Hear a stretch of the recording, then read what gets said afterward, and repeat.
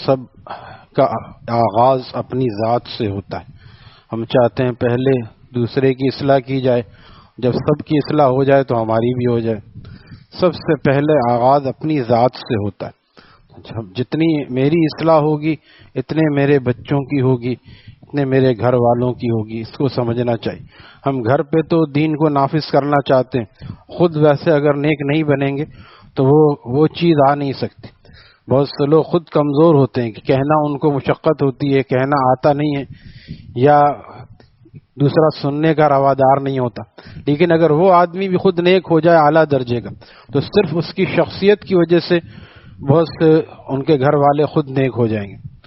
ہائے جس دل نے پیا خون تمنا برسوں، اس کی خوشبو سے یہ کافر بھی مسلمان ہوں گے اور اس کی خوشبو سے مسلمان بھی مسلمان ہوں گے۔ عام مسلمان خاص مسلمان ہو جاتا ہے۔ تو اس لیے سب سے پہلی فکر کیا کرنی ہے؟ مجھے خود کو، ہمیں اپنے آپ کو صحیح کرنا ہے۔ ہمیں اپنے حواس پہ اسلام کا نفاذ کرنا ہے۔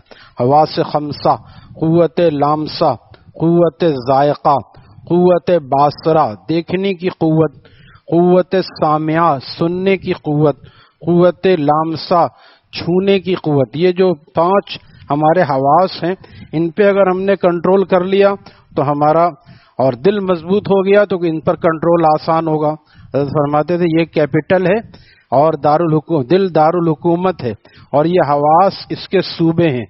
تو اگر دارالحکومت مضبوط ہوتا ہے تو صوبے خود بخود کنٹرول میں ہوتے ہیں۔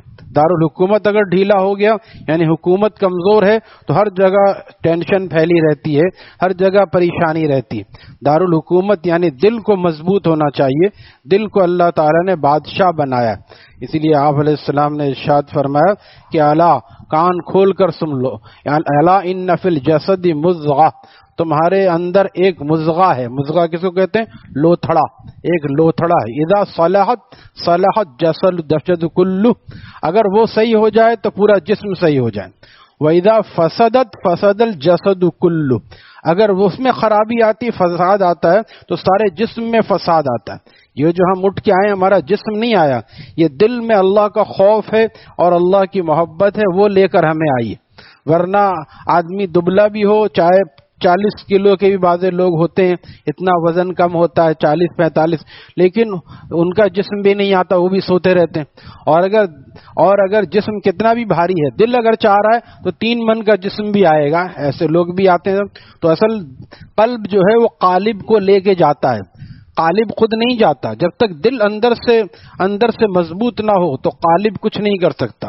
تو دل کو مضبوط کرنا ہے۔ دل کیسے مضبوط ہوتا ہے؟ اہل دل کی صحبت سے، جن کے پاس دل موجود ہے۔ اب آپ کہیں گے یہ تو عجیب بات آج سنی ہے، ہمارے حضرت فرماتے دل تو سب کے سینے میں ہوتا ہے، انسان کے سینے میں تو ہوتا ہی، جانور کے سینے میں بھی دل ہوتا ہے۔ لیکن کیا وجہ ہے کہ اہل اللہ کو اہل دل کہتے ہیں اور عام لوگوں کو اہل دل نہیں کہتے؟ وجہ کیا ہے؟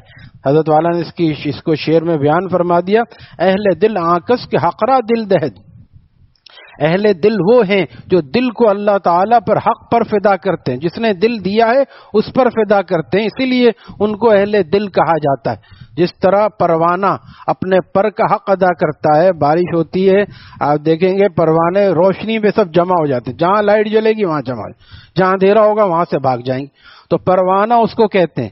مکھی کے بھی پر ہیں، مچھر کے بھی پر ہیں، ہے نا، سب کبوتر کے بھی، اس کو پروانہ نہیں کہتے۔ پروانہ کسی کو جو روشنی پہ مرتا ہے اس کو پروانہ کہتے ہیں۔ مکھی گندگی پہ بیٹھتی ہے، غلاظت پہ بیٹھتی، اس کو پروانہ نہیں کہتے، مگس کہتے ہیں، مگس۔ تو اسی لیے اہل اللہ کو اہل دل کہتے ہیں، اپنا دل اللہ تعالیٰ پر فدا کرتے ہیں، اپنا دل اللہ تعالیٰ، دل کو یہ مضبوط کرتے ہیں۔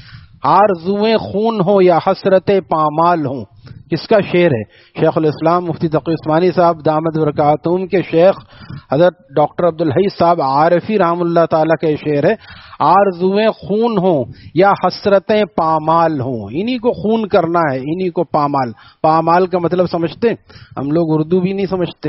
پامال حضرت فرماتے تھے مال مالیدن سے ہے، اور مالیدن کا مطلب جیسے بچپن میں ہم نے بھی کھایا، آپ نے بھی کھایا ہوگا، ملیدہ۔ ملیدہ کیسے بنایا جاتا ہے حکیم صاحب؟ ادھر سنے غور سے، ملیدہ کھایا آپ نے کبھی؟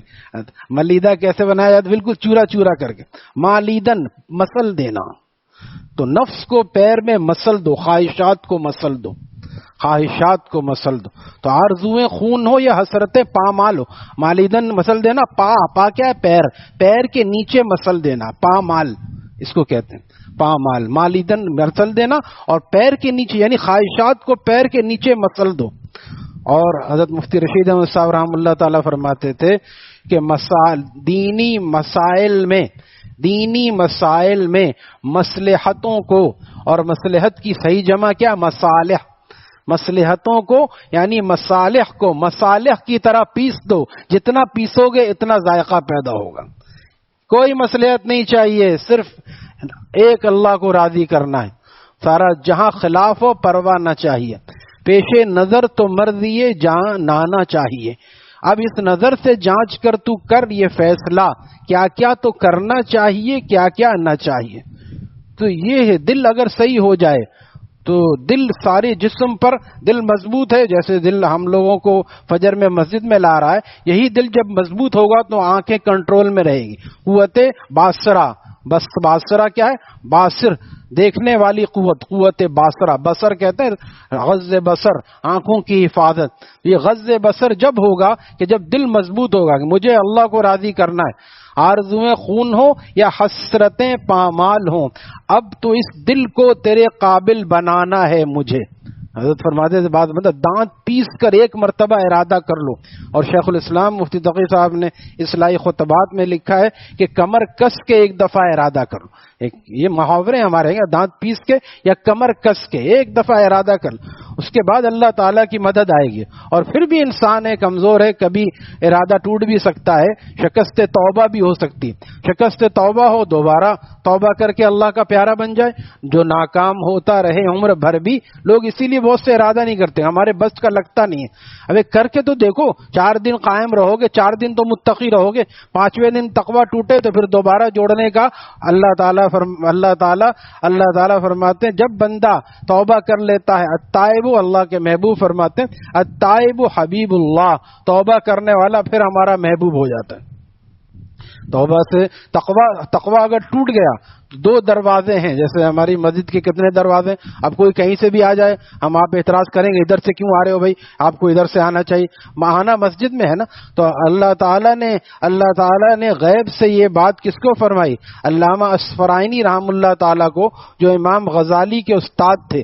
کبھی ان سے کوئی غفلت ہو جاتی تھی، اس زمانے میں گناہ تھا، آج سے 700-800 سال پہلے کے یہ لوگ ہیں، گناہ کیا، موبائل نیٹ کوئی تصور ہی نہیں تھا، زیادہ سے زیادہ کوئی غفلت ہو جاتی تو اللہ سے رو رہے ہیں، اللہ میں بار بار میں چاہتا ہوں یسألوننی عصمہ، یا اللہ میں آپ سے عصمت طلب کرتا ہوں، میں معصوم ہو جاؤں، مجھ سے کبھی نافرمانی نہ ہو، پھر بھی میں بیت اللہ میں عبادت کر رہا ہوں، پھر بھی غفلت کوئی نافرمانی ہو جاتی ہے۔ تو اللہ تعالیٰ کی طرف سے آواز آئی کہ اصفرائینی، تم نے ایک ہی راستے کو مخصوص کیوں کر لیا ہے، جبکہ ہم نے اپنی ذات تک رسائی کے 2 راستے رکھے ہیں، تقویٰ کا راستہ، دوسرا توبہ کا راستہ۔ ادھر سے بھی دروازہ ہے، ادھر سے بھی دروازہ ہے، وضو کرتے ہوئے چاہو ادھر سے آ جاؤ، ضروری ہے وہاں سے گھوم کے آؤ۔ تو کبھی تقویٰ ٹوٹ جائے تو توبہ سے پھر اللہ کے پیارے بن جاؤ۔ جو ناکام ہوتا رہے عمر بھر بھی، بہرحال کوشش تو عاشق نہ چھوڑے، یہ رشتہ محبت کا قائم ہی رکھے، جو 100 بار ٹوٹے تو 100 بار جوڑے۔